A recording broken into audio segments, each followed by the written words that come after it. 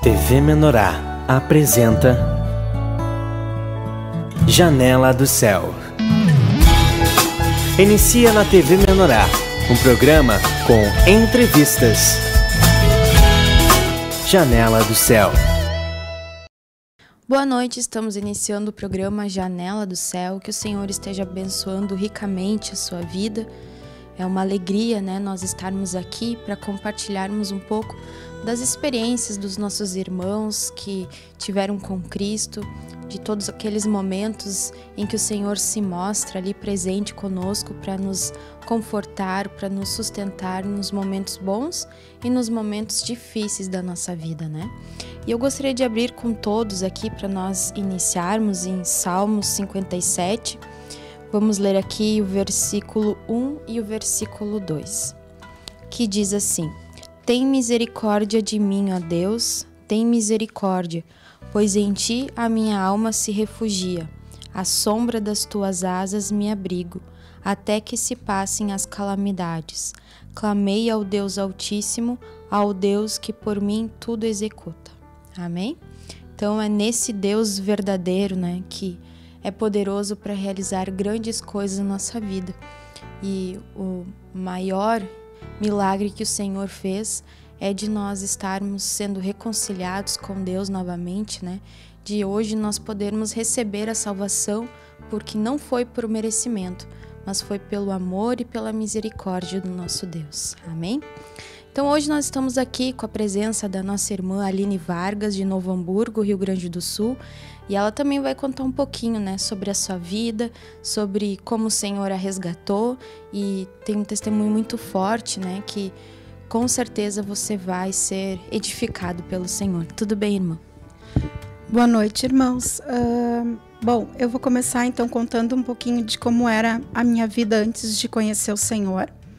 Há mais ou menos uns 4 anos atrás, eu tive o meu lar praticamente destruído. Eu e meu esposo, a gente não se acertava mais, o casamento não ia bem, nós não conseguíamos ter um diálogo e a gente acabou se separando. Desse período eu tinha depressão, eu emagreci muito, eu não conseguia comer, só chorava. Procurei tratamento em psiquiatra, psicólogos, terapia de casal, terapia familiar e nada resolvia. Aí quando eu cheguei no último grau mesmo, que foi quando eu tive uma crise de síndrome de pânico, eu estava indo na coordenadoria de educação, porque eu sou professora e eu precisava ir lá. Eu esqueci, eu não sabia mais voltar para casa. E aí, aquele dia, assim, foi bem difícil. Eu liguei chorando para minha mãe. Eu estava dentro do trem, as pessoas me olhavam e ninguém me auxiliava, ninguém estendia a mão, Era um pânico maior ainda em função disso, E eu sei que o meu esposo, naquele dia, ex-esposo, foi me buscar no trem e ele me levou para casa, Então, dali, alguns dias eu entraria em férias. E eu fui para a cidade de Arroio do Sal, que é onde os meus pais moram, Arroio do Sal, a gente sabe que não tem Igreja do Senhor, mas que tem o grupo familiar na casa dos meus pais. Então, eu estava lá e eu já conhecia alguns irmãos, da igreja, só que só de lá. E veio o presbítero de Torres, o Luiz. E ele olhou para mim e disse: vamos se batizar? Eu olhei, amém, mas quando? Agora? E aí eu fui, Foi assim um susto. A gente foi lá na casa do vizinho do lado, tinha a piscina, e ele disse que o meu pai tinha uma mágoa comigo por situações que tinham ocorrido nesse período de depressão, E então meu pai que fez o batismo, E aí daquele dia em diante, assim, as coisas começaram a mudar, Eu comecei lendo Senhor Servo e Conservo, a cura interior, e em seguida a cura interior aprofundada. E esses 3 materiais, eles mexeram muito comigo. Eu fiquei 4 meses na praia. Foi um período assim, onde que era eu, o mar e o Senhor, Eu tinha tempo só para me edificar. Nós ouvíamos a TV Menorá o dia inteiro. Eu saía para caminhar e eu lembro que eu caminhava na beira da praia e orando, ia falando com o Senhor. E eu queria morar lá, né? Só que o Senhor, assim, conversou comigo e eu fui chamada para Novo Hamburgo porque eu tinha que voltar a trabalhar. Eu tinha uma licença por causa dessa crise de pânico e a licença terminou. Aí eu fui para a coordenadoria e deixei nas mãos do Senhor. E se o Senhor quisesse que eu voltasse para Novo Hamburgo, né, eu não ia dar certo para eu ficar lá. Eu já tinha até emprego, estava dando aula na cidade e tudo. Nesse período que você aceitou Jesus, foi batizado e recebeu a palavra, você sentiu que começaram mudanças, assim, de arrefecer aquele sentimento de depressão, de síndrome do pânico? Teve muita mudança dentro de mim, né? Eu já tinha sentido que estava diferente. Nos primeiros dias ali, onde eu estava dando aula em Arroio do Sal, eu tinha que me esforçar muito para pensar, para conseguir dar a minha aula por causa da medicação. Nesse meio tempo, teve um culto microrregional aqui em Novo Hamburgo, né? Na Rua Confraternização, antes dessa mudança da igreja. E teve um momento que a gente sabe, onde que sempre tem aquele momento de oração. E o Sérgio falou, agora quem quer pedir algum tipo de cura para o Senhor, que coloque, né, para o Senhor.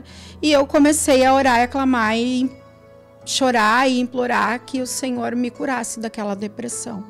Eu saí naquele dia do culto, voltando para Arroio do Sal, já me sentindo curada. Desde aquele dia eu não tomei mais remédio para depressão. Eu tomava um remédio para a depressão, um remédio para a ansiedade, para não dar a crise de pânico, que era quase como se fosse alguma coisa no coração, me dava uma falta de ar muito grande, eu não conseguia respirar. E mais um remédio para dormir. E esses remédios todos, assim, eu larguei na primeira semana. E nunca mais eu tomei, né? Só que como eu estava falando antes, né? Quando eu vim a São Leopoldo, na coordenadoria de educação, no caminho, eu e o pai, a gente vinha orando para que o Senhor direcionasse o que Ele queria para minha vida. E eu cheguei em São Leopoldo e ela disse, não, eu não posso te liberar. Tu vai ter que trabalhar aqui. Eu não posso te mandar para lá. Eu tinha vaga, eu tinha tudo organizado para ficar em Arroio do Sal. E aí eu tive que escolher ficar ou ser exonerada. E eu não podia me dar esse luxo, né? Então eu peguei e voltei para cá. Mas foi tão difícil para mim, talvez por ter sido batizada ali e saber que eu estava no amparo do meu pai e da minha mãe, né? Que eu chorei muito, porque eu já tinha me adaptado, eu já tinha me ambientado com as pessoas e eu tive que vir embora por obediência ao Senhor, né? E aí eu vim.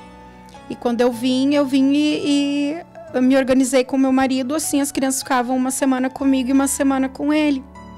Nesse período, eu vim em abril de 2015 para a cidade e dia 16 de junho eu estava retornando da escola onde eu trabalho, aliás, na escola que eu trabalhava na época. E quando eu desci do ônibus e fui atravessar a rua, eu fui atropelada.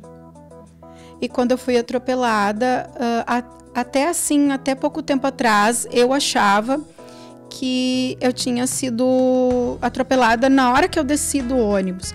Mas, na verdade, eu desci do ônibus, fui até a faixa de segurança, olhei para os dois lados para atravessar e aí o rapaz veio e me juntou. E foi tão forte a pancada que eu voei. E era uma moto e todos os médicos que me atenderam, eles sempre falam que a pancada do acidente foi como se eu tivesse sido atropelada por um caminhão. Então a minha cabeça, ela abriu, né? Eu tenho, dá pra ver assim, eu tenho um corte que começa daqui, vem até aqui em cima e aqui na cabeça, assim, foi costurado até atrás. Minha cabeça ficou com um buraco e eu não sabia qual era o meu estado, não tinha muita noção, eu sabia que não estava legal. E eu lembro que naquela hora ali que eu acordei, que eles falaram que eu fiquei 8 minutos desacordada, né? Eu logo assim pensei, eu preciso estar lúcida, dar as informações, né, falar com uma pessoa que está me atendendo e logo dizer o telefone. Eu dei o telefone do meu esposo. E para ver como são as coisas do Senhor, né? A gente estava separado, mas a primeira pessoa que me veio à mente foi ele, né? E ele, em menos de 5 minutos, estava ali, porque é muito próximo da nossa casa. Então, com esse corte na cabeça, eu perdi muito sangue. E na pancada, eu quebrei a bacia em 2 lugares. Na hora, eu só pensava que eu não queria morrer e que eu queria criar os meus filhos. E às vezes a gente, quando tu quer orar e pedir alguma coisa pro Senhor, tu começa a orar e tu acha que orou meia hora, tu olha no relógio, tu orou 5 minutos. A gente tem o relógio de intercessão, né? Às vezes tu vai pra palavra, vai pro louvor. E aquele momento, assim, era só nisso que eu pensava, era eu e o Senhor. Me botaram na ambulância, me levaram pro hospital. Foi tudo preparado pelo Senhor, porque a ambulância veio rápido. A pessoa que me prestou primeiros socorros era um socorrista da SAMU de Porto Alegre, que viu o acidente e parou para me ajudar. Cheguei no hospital, orava e pedia: Senhor, não deixa acontecer nada na minha cabeça, porque se for no corpo dá para consertar, né? Era o que eu pensava, eu não queria entrar em coma, eu sabia que a pancada era muito forte na minha cabeça. Então eu fui para parte dos exames, né? E eu cuidava o que os médicos estavam falando. Daí eu vi quando um médico falou para outro que o problema era na bacia, que a cabeça estava ok. Aí eu descansei. Me levaram para UTI, veio minha família. Lá eles chamaram os meus pais e falaram: o caso dela é muito grave. Se ela sobreviver, ela tem poucas chances de sobreviver, mas se ela sobreviver, ela provavelmente vai ficar na cama, vai ficar paralítica, né? No mínimo. E vai depender dela. Então, dali em diante começou uma batalha. Eu fiquei 2 dias na UTI e fui pro quarto. Depois, assim, a gente não conseguia transferência para nenhum hospital, porque existem níveis onde que a pessoa, dependendo do machucado que ela tem, a nível simples dá para fazer no hospital de Novo Hamburgo, médio também. O meu era gravíssimo. E o meu pai começou a correr atrás dos médicos e ninguém queria me operar. E nem, assim, teve irmãos, né, daqui da igreja, a gente sabe que tem irmãos que são médicos, que foram atrás e ninguém aceitava me operar. Por causa do risco. Por causa do risco de eu ficar na cadeira de rodas e eles, de repente, pensavam que a gente iria processá-los, né? Então, nesse meio tempo, foi passando os dias e nem pelo Sistema Único de Saúde não conseguia hospital para mim. Quando completou 22 dias, eu fui transferida para o Cristo Redentor, em Porto Alegre. Quando eu cheguei lá, os médicos fizeram todos os exames de novo e a junta médica constatou que se eles fossem me operar, eles teriam que quebrar, porque a minha bacia já tinha começado a colar e ia ser um impacto maior do que se deixasse do jeito que estava. Então, se optou por um tratamento conservatório, que é um tratamento onde que a pessoa tem que ficar deitada por meses sem se mexer. E aí, ali, o Senhor me deu... Eu não tinha o que fazer, não podia me mexer, né? E eu lembrei que eu gostava de fazer patchwork. E eu comecei a fazer aquilo deitada, assim, ficava ali costurando... que a única força que eu tinha era para aquilo ali, né? Porque eu não tinha força nenhuma. E o meu quarto de isolamento passou a ser meu quarto, então eu fiquei sozinha ali. Nós colocamos um note e rodava a ministração o dia inteiro. E aí começou a entrar enfermeira, médico, nutricionista, todo o pessoal do hospital ficava no nosso quarto, porque ali tinha... Era uma terapia intensiva, tanto espiritual como física, né? Isso. E a gente via, assim, que as pessoas ficavam felizes de entrar, sabe? E sempre tinha uma palavra do Senhor e elas se impressionavam muito, as enfermeiras comigo. Elas disputavam para ver quem ia me atender, porque lá era eu e as velhinhas, né? Daí era mais fácil cuidar de mim. E mesmo com toda a dificuldade que eu tinha, né, a gente compartilhava a palavra com elas. Então, assim, nos primeiros dias, irmã, eu senti aquele questionamento que eu até creio que seja normal, por que isso aconteceu. E eu ainda era uma ovelhinha nova na igreja, né? Hoje eu entendo que não há injustiça da parte de Deus. Há pouco tinha se batizado e acontecer aquilo, né? Então, é uma coisa muito difícil para uma ovelha nova, né? Que não tem... Porque, na verdade, a gente tem muito conhecimento na Igreja do Senhor Jesus Cristo, né? Mas eu não tive tempo para para poder compreender. E eu acho que mesmo uma pessoa que compreende, passar por uma situação dessas não é fácil. E eu sei que num dia desses, né? A gente estava orando e o pai colocou a coletânea apostólica do mês de março do ano, de 2015. E a gente passou o dia inteiro ouvindo a coletânea. E em determinado momento eu comecei a orar e a chorar muito e a clamar e dizer: Senhor, faz comigo aquilo que é do teu desejo. Se eu tiver que te louvar numa cadeira de rodas, eu vou fazer. Se eu tiver que subir no altar mancando para louvar, eu vou fazer. E se eu tiver que ir caminhando, vai ser aquilo que é da tua vontade. E a gente sentiu que algo aconteceu, porque o meu pai teve que sair do quarto e eu me movi. E eu não, como eu me esforcei para me mover, deu um estalo. E o meu osso estava saltado e ele desceu. Aí chamei o médico, ele não queria fazer exame, dizendo que não, que era coisa da minha cabeça. Só que as meninas que me davam banho, as enfermeiras, elas viram que aquilo realmente era, né? Era do Senhor. E a gente compartilhou que aquilo era um milagre. E elas concordaram e se alegraram comigo. Inclusive, até hoje eu tenho contato com elas, né? São minhas amigas, a gente fez um laço de amizade. E aí, dali em diante, é que houve uma mudança. Porque, na verdade, o Senhor esperou uma postura minha, né? De aceitar. E quando eu aceitei, ele começou a cura.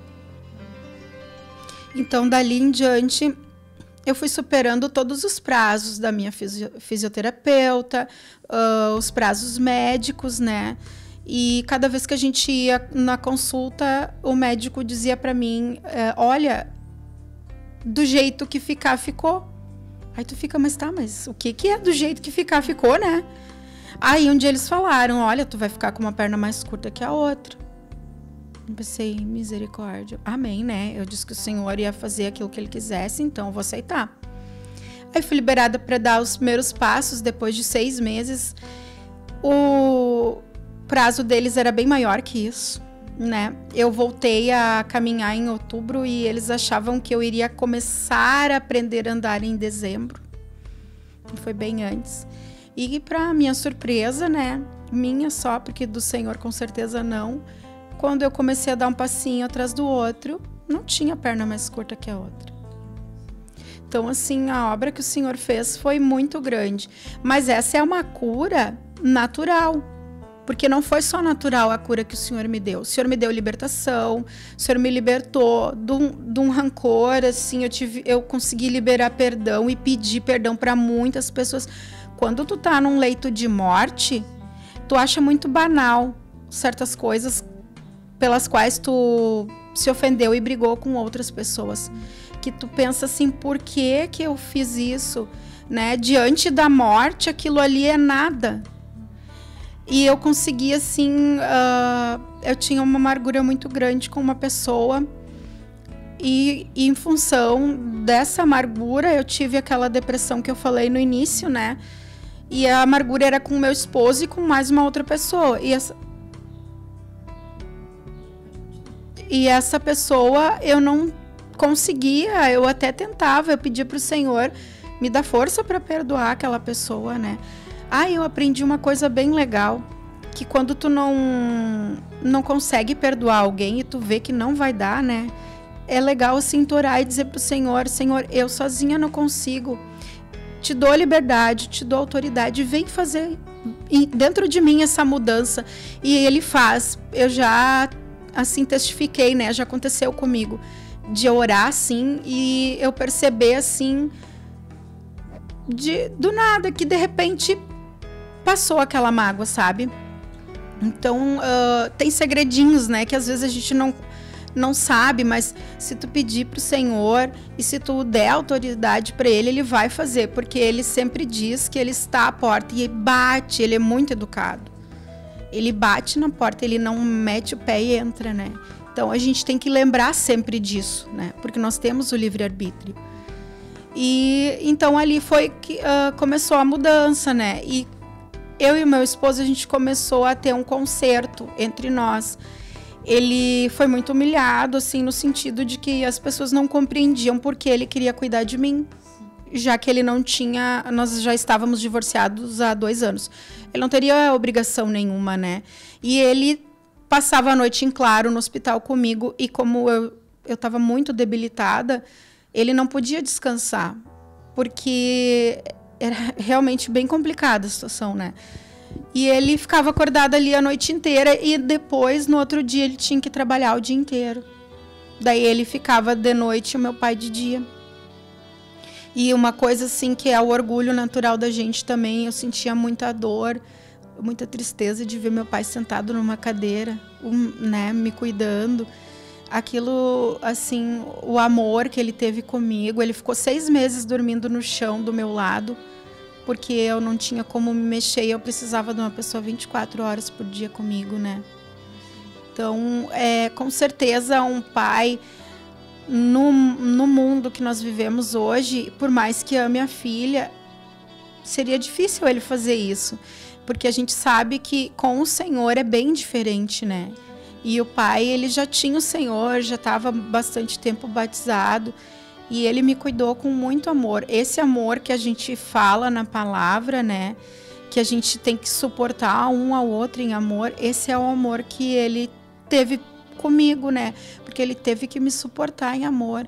Ele me suportou feliz, triste, debilitada, né? Motivada, em outros momentos já meio cansada. Então ele foi assim uma coisa que a gente sabe que nós somos falhos e carnais e que só o Senhor é que pode fazer isso, né? Realmente, né? Só quem passa por uma situação que tem realidade, né? De passar por esses momentos assim tão complicados em que tua vida está em risco, né? Ver os teus familiares ali em volta. Então, só com Deus mesmo para nós termos, né, esse momento um pouco de alívio, né, de paz, onde o Senhor ele se mostra presente mesmo nos momentos de aflição. Mas nós vamos fazer um breve intervalo, nós já voltamos. Fique conosco porque com certeza você vai aproveitar aí muito mais das maravilhas do Senhor. Janela do Céu.